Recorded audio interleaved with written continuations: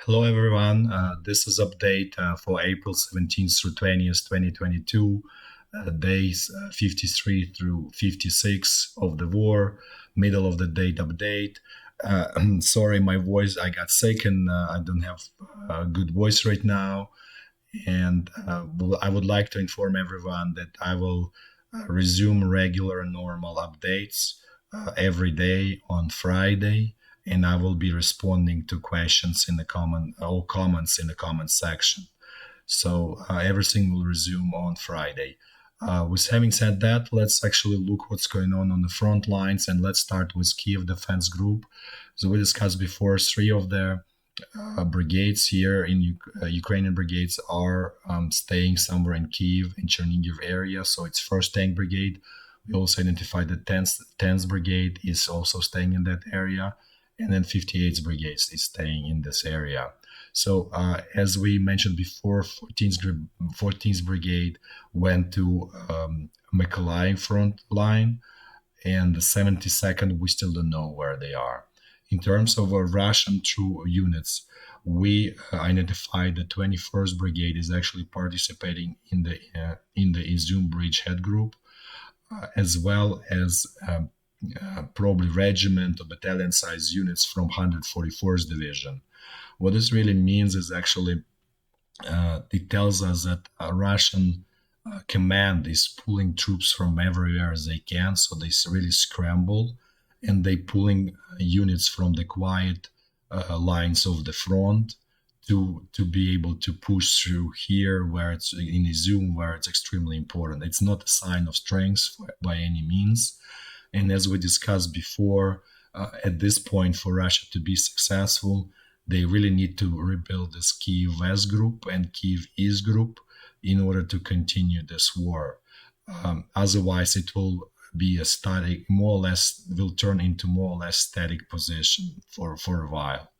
And we estimate that they can, with a number of sort of volunteers who want to sign up like contract with the Russian army, they should be able rebuild manpower of these units without any problem. And as we discussed before, equipment-wise, we don't see problem for Russia to rebuild these units at all. And in the future, they will have no problem as well.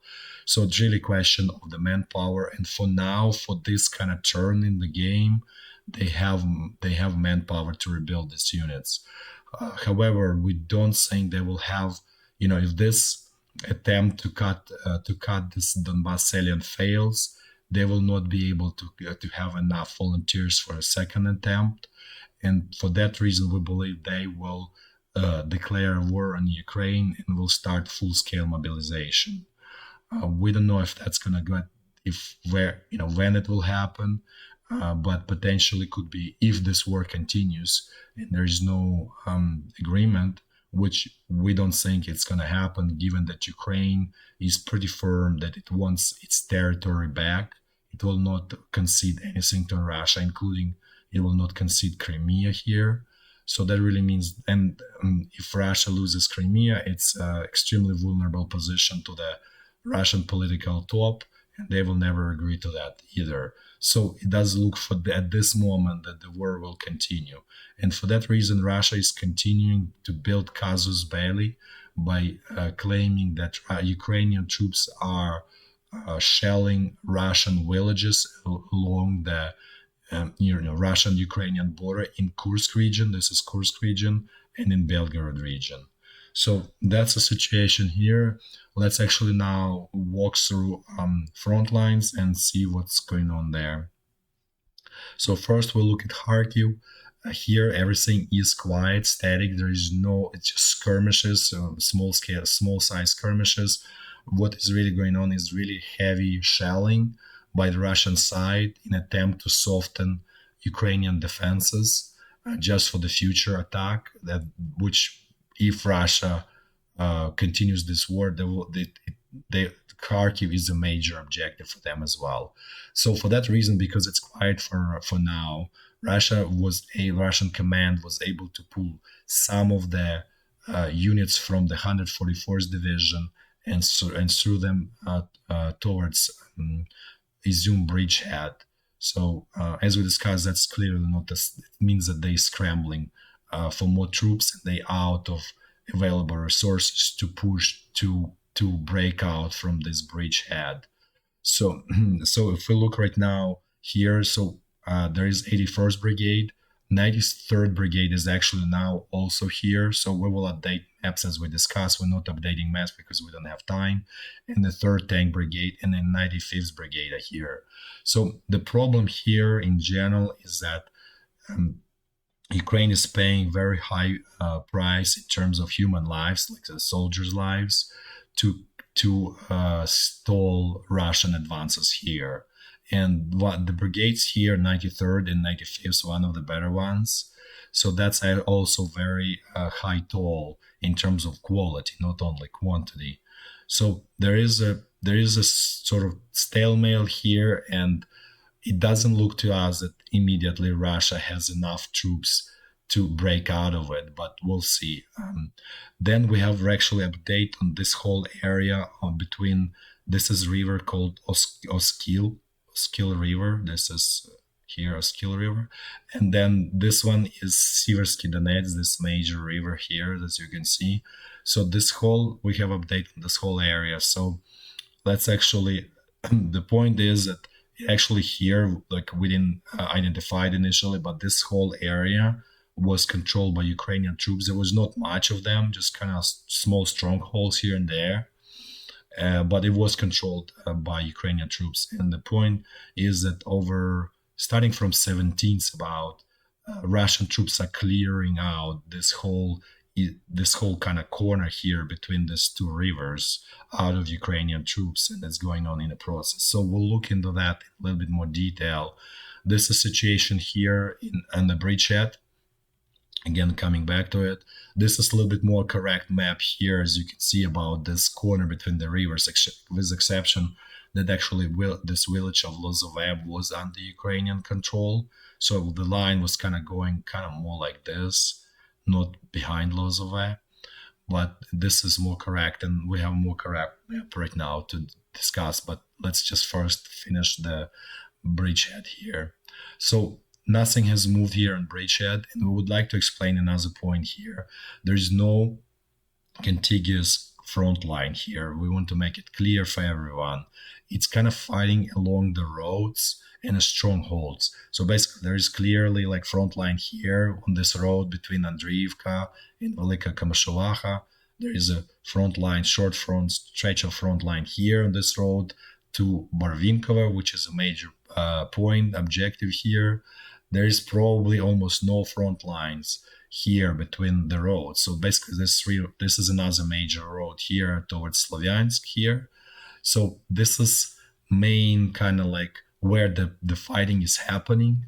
And if you go kind of like in between, it's kind of like empty air, empty holes here.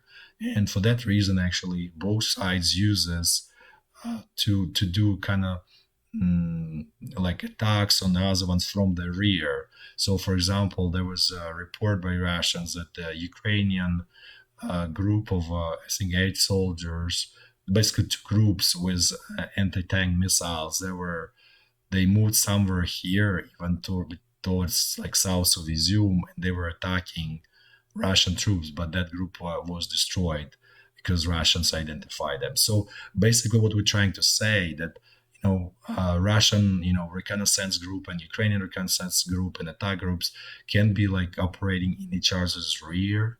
So it's all very fluid, and it's not your typical World War One trench warfare here. So we're done now with this. Let's actually let's look at this corner between the rivers and what's going on here, because we believe it's maybe not critically important, but it's important to understand in terms of what happening in terms of balance of power still that's happening on the front lines. So this is a light yellow, what was controlled by Ukrainians. So basically, whole this area as of 16th was controlled by Ukrainian side actually. And but however, Russian troops decided to mop up this whole corner between two rivers and clear this whole bridgehead, which they almost done. So the first important point, they captured town of Kreminna here. So this is all now lost to Ukraine.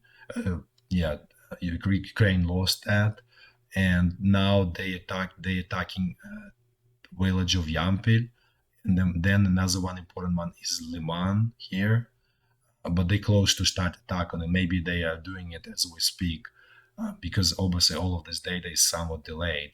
And then another stronghold here for Ukraine is Krimki. But basically, Ukrainian side is not really defending it fiercely. They just kind of like doing retreat here, like fighting and retreating.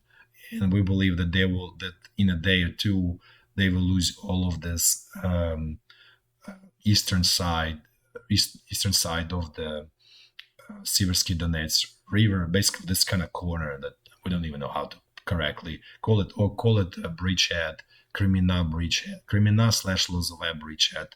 That was controlled by Ukrainian side. So basically, what we're trying to say here that that Ukraine will lose this whole bridgehead in pretty short manner, in our opinion. And Ukraine is not trying to really to hold it strongly. The bridges here are blown. Sorry for this. So there are very few bridges left just for the retreat. So essentially, that's kind of not planned retreat, but forced retreat. So that's kind of situation here. In terms of front line, the key point, this sort of to the south, the key point is town of Popasna, which per our understanding is largely captured by Russian forces at this point. The center of the town is captured, so we can say that this is essentially in Russian hands at this point.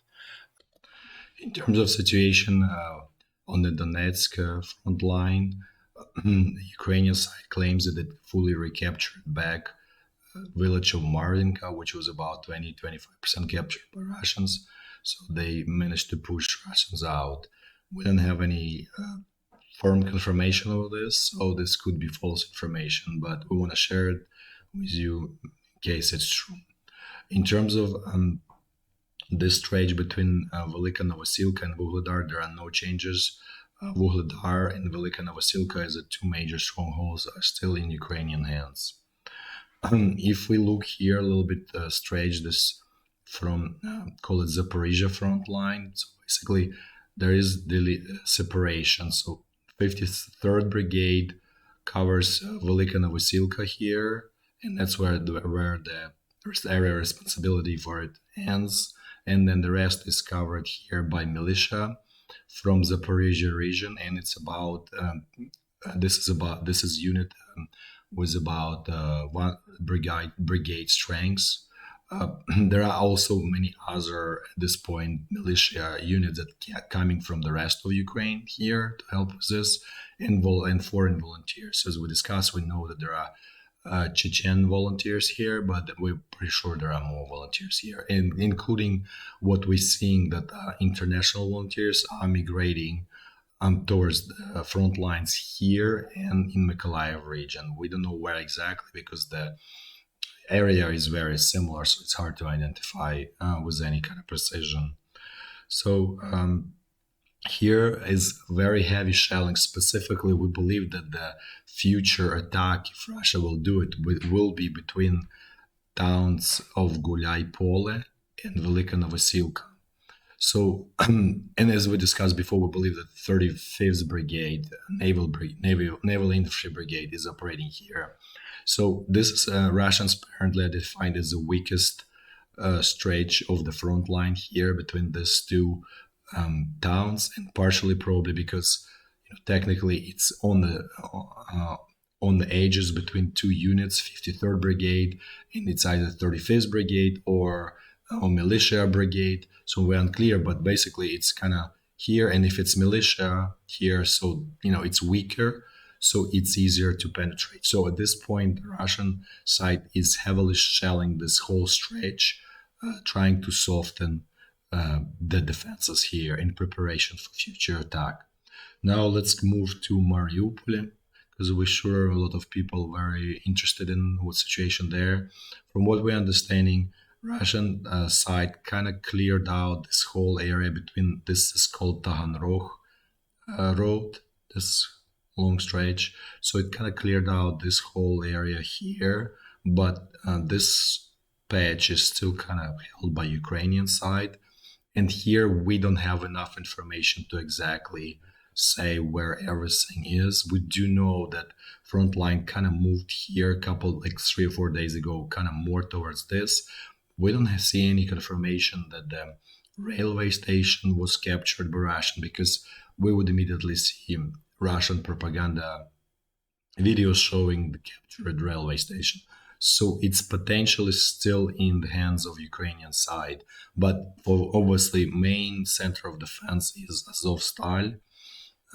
And in terms of what's going on there, well, by the way, Russian side gave another opportunity to surrender to Ukrainian defenders yesterday, so it's a second one. And again, we believe it's a sign of weakness. They realize that it's almost impossible to assault this without, extraordinarily high losses, just like exorbitant losses that they cannot simply afford. They cannot do that basically. So they dropping 3 and 5 ton bombs in hope to destroy sort of defenders here, but there is a problem for them because there is kind of like a underground city under the territory of this steel mill, and it has 6 levels, so it's very deep, and it's about 11 square kilometers, and also between each level there is a 3 meter of concrete, so it's extremely hard to destroy, and you don't even know what you're destroying. It's basically, we think if Ukrainian side has enough resources to continue defending this, eventually Russian side will realize that any attempt to storm it is futile, and it's just better to kind of leave troops around it and just move on. But we don't know situation in terms of ammunition, food, medical supplies, and water.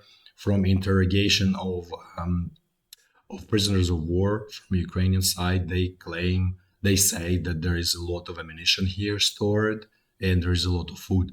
We don't know. This could be totally false. We just share information that we're hearing. Okay, let's move further. Let's look at the stretch here around in Kherson/Mykolaiv region. So there are no changes here. Things stay more or less stable here.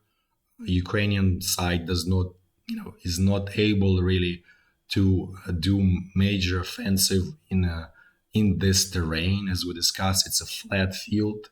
There's no way, if you don't have cover from the air, that you're going to be successful attacking Russian forces on this bridgehead, and especially since they have so many of those here. So, and for them, it's extremely important to defend this. And as we discussed, there is very extremely important channels starting from Nova Kakhovka that takes water from Dnipro River and brings it fresh water. And it brings fresh water to Crimean Peninsula. And as we mentioned before, Crimean Peninsula, it's very, there's not enough fresh air, the fresh water there. And without fresh water from Dnipro River, it's essentially kind of like semi-arid, salty soil that's not really usable, and it cannot sustain population that's there. So that's kind of situation in this, and that's all for today. As I mentioned, on Friday I will start normal regular updates, and we'll be able to answer questions in the comment section. Thanks again everyone for watching, and thank you for your support, and thank you for your patience. Until Friday, thanks, bye bye.